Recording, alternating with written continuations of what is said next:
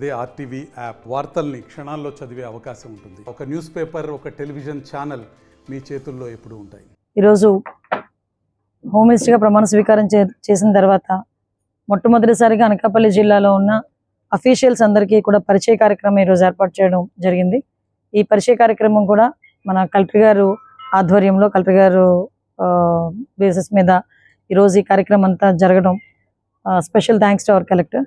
At the same time మనకి SP గారికి కూడా ధన్యవాదాలు తెలియజేసుకుంటున్నా. ఈరోజు ఈ కార్యక్రమానికి వచ్చిన మిగతా అఫీషియల్స్ అందరికీ కూడా పేరు పేరున ధన్యవాదాలు. ఎందుకనంటే ఈరోజు అంటే నేను పొలిటికల్గా మాట్లాడుతానని కాదు, అఫీషియల్గా కూర్చొని పొలిటికల్గా మాట్లాడతాను కాదు, బట్ రెండింటికి కూడా ఇంటర్లింక్ ఉంటుంది ఎప్పుడు కూడా. లాస్ట్ 5 yearsలో పంచాయతీరాజ్ డిపార్ట్మెంట్ కానీ, R&B డిపార్ట్మెంట్ కానీ, ఇరిగేషన్ కానీ, ఓవరాల్గా అన్ని డిపార్ట్మెంట్లోని చాలా సమస్యలు గ్రామాల్లో ఉన్నాయి ఈరోజు. ఎందుకంటే మేము ప్రతి గ్రామం కూడా ఎలక్షన్ క్యాన్వాసింగ్లో తిరిగాము, చాలా మంది మా దగ్గరికి వస్తుంటారు. బట్ విషయం ఏంటంటే ఎంతవరకు మన పాసిబిలిటీ ఉంటుంది, చాలా ఈ హౌసింగ్ డిపార్ట్మెంట్లో కానీ చాలా ఇష్యూస్ గ్రామ లెవెల్లో ఉన్నాయి. ఆ గ్రామ లెవెల్లో ఉన్న ప్రతి ఇష్యూని కూడా రిజాల్వ్ చేయాల్సిన అవసరం అఫీషియల్స్ అందరి మీద ఉంది. మొత్తం కలెక్టర్ గారి దగ్గర నుంచి అందరూ కూడా ఇనిషియేషన్ తీసుకొని యాజ్ ఎర్లీ యాజ్ పాసిబుల్ దాన్ని కూడా మనం స్టిమ్యులేట్ చేయాలి. దీని అన్నిటికీ కూడా ఒకసారి ఒక రివ్యూ కార్యక్రమాన్ని ఏర్పాటు చేసుకొని రివ్యూ కార్యక్రమాలు ఇవన్నీ కూడా కొంచెం డీటెయిల్గా ఇన్డెప్త్గా వెళ్ళి గ్రామంలో జరిగే ప్రతి ఇష్యూ గురించి కూడా మేము మాట్లాడడం జరుగుతుంది. ప్రతి ఎమ్మెల్యేస్ని కూడా ఎమ్మెల్యేస్ అందరితో పాటు కూర్చొని ఎమ్మెల్యేస్ అందరూ వాళ్ళ తాలూకా ఒపీనియన్స్ కూడా తీసుకొని, ఇక్కడ ఉన్న ఎంపీ గారి ఒపీనియన్ కూడా తీసుకొని ఓవరాల్గా ఒక రివ్యూ కూర్చుంటాం మేమందరం కూడా. ఎందుకంటే ఈరోజు ఇప్పటికీ కూడా ఒకసారి ఇరిగేషన్ గురించి మాట్లాడాలనుకుంటే ఇరిగేషన్ అఫీషియల్స్ చాలా మట్టుకు ఈవెన్ వర్క్లు కూడా జరగలే. చాలా ఎగ్జాంపుల్ ఇప్పుడు నా నియోజకవర్గమే కాదు, గ్రోయిన్స్ లేక వాటర్ అంతా సముద్రంలో కలిసిపోయి ఎక్కడ కూడా గ్రోయిన్స్ లేక ఇప్పటికీ కూడా ఇరిగేషన్కి సంబంధించి వ్యవసాయానికి నీరు లేక ఇబ్బంది పడుతున్నారు. ఇది ఉదయం వచ్చేటప్పుడు వ్యవసాయానికి సంబంధించి విత్తనాలన్నీ వచ్చేసినాయి మేడం, మేము డిస్ట్రిబ్యూట్ చేస్తామని చెప్పారు. ఓకే, బాగానే ఉంది, కానీ వాటర్ ఎక్కడి నుంచి వచ్చింది, వాటర్ మనం ఎలా రీస్టోర్ చేసాం? సో ఇలాంటి చిన్న చిన్న ఇష్యూస్ అన్నీ ఉన్నాయి. ఆ ఇష్యూస్ అన్నిటినీ కూడా రీస్టోర్ చేసుకోవాలి. ఒకటేంటంటే ఫస్ట్ డే నుంచే మేమైతే చాలా క్లియర్గా అఫీషియల్స్ అందరితో పాటు కోఆపరేటివ్గా వెళ్దామనే ఉద్దేశంతోనే మేము ఉన్నాం. అదేవిధంగా అఫీషియల్స్ అందరూ కూడా మాతో కోఆపరేటివ్గా ఉండాలని కోరుకుంటున్నా. ఇందులోని నేను ఒకటే కోరుకుంటానండి, అఫీషియల్స్కి రాజకీయాలు అవసరం లేదు, ఎట్టి పరిస్థితులు రాజకీయాలు అవసరం లేదు. కాబట్టి గవర్నమెంట్కి అనుగుణంగా మీ పని మీరు చేసుకుంటే అందరికీ కూడా ఇబ్బంది ఉండదు అన్నదైతే నా దృక్పథం. దాన్ని బేస్ చేసుకుని మేము అందరం కూడా ముందుకెళ్తాం. అట్ ద సేమ్ టైం చాలామంది పోలీస్ వ్యవస్థకు సంబంధించి ఇప్పుడు మనం చూసుకుంటే గంజాయి స్మగ్లింగ్ అన్నది చాలా హెవీగా జరుగుతుంది. ముఖ్యంగా గంజాయి రాష్ట్రంలో ఎక్కడైనా దొరికింది అంటే దానికి మూలం ఎక్కడ దొరుకుతుంది అంటే మళ్ళీ మన విశాఖ జిల్లా వైపు వేలు చూపించే పరిస్థితి వచ్చింది. ఈరోజు అరకు పాడేరు నుంచి కానీ, నర్సీపట్నం నుంచి కానీ గంజాయి అన్నది ఎక్కువగా రవాణా అవుతుంది అన్నది చాలా ఎక్కువగా జరుగుతుంది.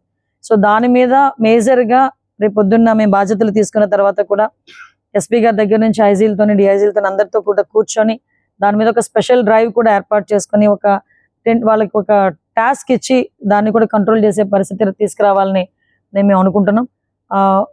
అన్ని స్టిమ్యులేట్ అవుతాయి. కాకపోతే నేను ఒకటే కోరుకుంటున్నాను, ఎంపీసీ బైపీసీ విద్యార్థులకి ఒక వరం CA కోర్సులు. CA చదివే విద్యార్థుల్లో 40% మంది ఎంపీసీ మరియు బైపీసీ విద్యార్థులే. మాస్టర్ మైండ్స్ అని చెప్పారు. ఆ దిశ చట్టం అసలు చట్టమే లేదన్న సంగతి లాస్ట్ డీజీపీ కూడా మనకు చెప్పడం జరిగింది.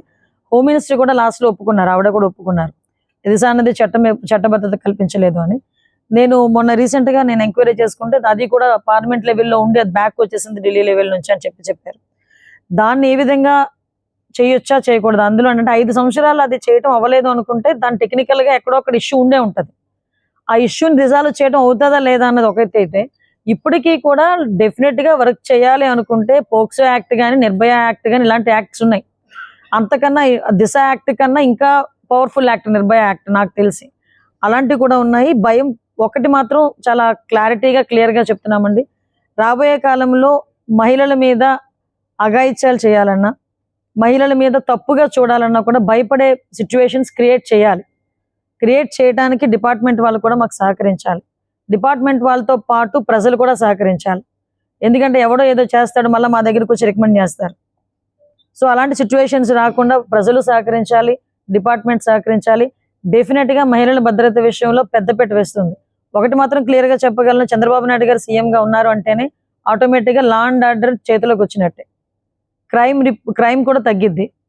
నేనైతే ఘంటాబద్ధంగా చెప్పగలను, వీలైతే ఛాలెంజ్ అనుకోండి, మళ్ళా క్రైమ్ రిపోర్ట్ ఇప్పుడు నేషనల్ క్రైమ్ రిపోర్ట్ ఇప్పుడు ఎంతవరకు ఉందో దానికి ఇంకా తగ్గుతుందే తప్పించి ఎట్టి పరిస్థితుల్లో పెరగదు చంద్రబాబు నాయుడు గారి హయాంలో. లాస్ట్ టైం చూసుకుంటే క్రైమ్ రిపోర్ట్స్ మేము అందరం కూడా నేషనల్ క్రైమ్ రిపోర్ట్స్ చూసుకున్నా కూడా మహిళల మిస్సింగ్ కేసులు నాకు మొన్న నేను ఇంకా జస్ట్ ప్రమాణ స్వీకారం చేసి నాకు అలాట్ చేశారు అంతే, హోమ్ డిపార్ట్మెంట్ అలాట్ చేశారు.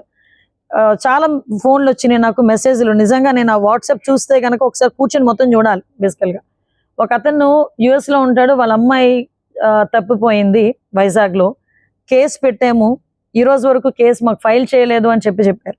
అంటే May 14th సంథింగ్ ఎప్పుడు అమ్మాయి మిస్ అయిందని చెప్పి డేట్ కూడా చెప్పారు. అంటే అలాంటి కేసులు అతను ఒక మాట అన్నాడు నాతో, మా అమ్మాయి బతికిందో చనిపోయిందో మాకు తెలియదండి, కానీ మా అమ్మాయి పరిస్థితి వేరే అమ్మాయికి రాకూడదు, కొంచెం దాని మీద యాక్షన్ తీసుకోండి మేడం అని చెప్పి తను అక్కడ నుంచి నాకు ఫోన్ చేశాడు.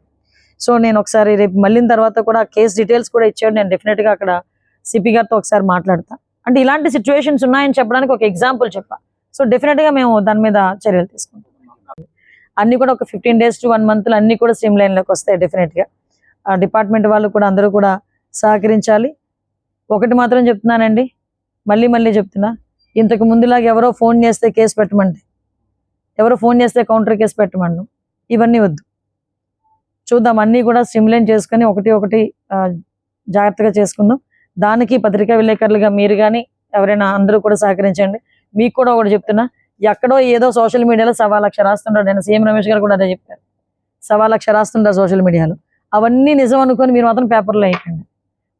ఒక్కసారి మమ్మల్ని ఒకసారి చెక్ చేసుకోండి, రీచెక్ చేసుకోండి ఒకసారి. ఎందుకంటే మళ్ళీ ఇంకొకటి కూడా చెప్తున్నానండి, పోలీస్ డిపార్ట్మెంట్ వాళ్ళకి కూడా ఈ సోషల్ మీడియాకి సంబంధించి ఇష్యూస్ని ఎలా టేకప్ చేయాలి అంటే, సోషల్ మీడియాలో కొంచెం అబ్యూజింగ్ వర్డ్స్తో చాలా మంది పెడుతూ ఉంటారు, వాటి మీద కూడా ఎలా చేయాలన్నది నేను తర్వాత రివ్యూస్ అన్ని మాట్లాడుకున్న తర్వాత మీకు ఒకసారి నేను డిస్కస్ చేస్తాను. కొన్ని సందర్భాల్లో చాలా కేసులు ఈ రోజు వరకు కూడా మూతపడిపోయినాయి. అంటే పొలిటికల్ ప్రెజర్ అవనివ్వండి, వాట్ ఎవర్ ఇట్ మేబీ, చాలా కేసులు ఇప్పటి వరకు కూడా మూతపడిపోయినాయి. 30,000 మంది అంటే ఏదో వేగ్గా చెప్పడం కాదండి, నేను నేషనల్ క్రైమ్ రిపోర్ట్ చదివిన తర్వాతనే నేను కూడా ఆ రోజు కూడా ప్రెస్ మీట్ పెట్టడం జరిగింది. కొంతమేరకు మిస్సింగ్ కేసులు అయితే చాలా ఎక్కువగా జరిగినాయి, అఘాయిత్యాలు జరిగినాయి. ఓవరాల్గా ఒక రోజుకి 8 సంఘటనలు జరిగేటట్టుగా యావరేజ్ని కూడా జరిగింది అప్పుడు. సో అవన్నీ కూడా తగ్గుతాయని నేను అన్ను, తగ్గాలి అంటున్నాను అంతే. ఎట్టి పరిస్థితులు తగ్గాలి అవన్నీ. నేను ఓకే క్లియర్ చేసేస్తామని చెప్పలేం, కానీ కనీసం దీన్ని తగ్గించాలి కదా, అందువల్ల చెప్తున్నాను. Okay, thank you. మరిన్ని వీడియోస్ కోసం ఛానల్ ని సబ్స్క్రైబ్ చేయండి, లేటెస్ట్ అప్డేట్స్ కోసం వాట్సాప్ ఛానల్ ని ఫాలో చేయండి, అండ్ లింక్ డిస్క్రిప్షన్ లో ఉంది.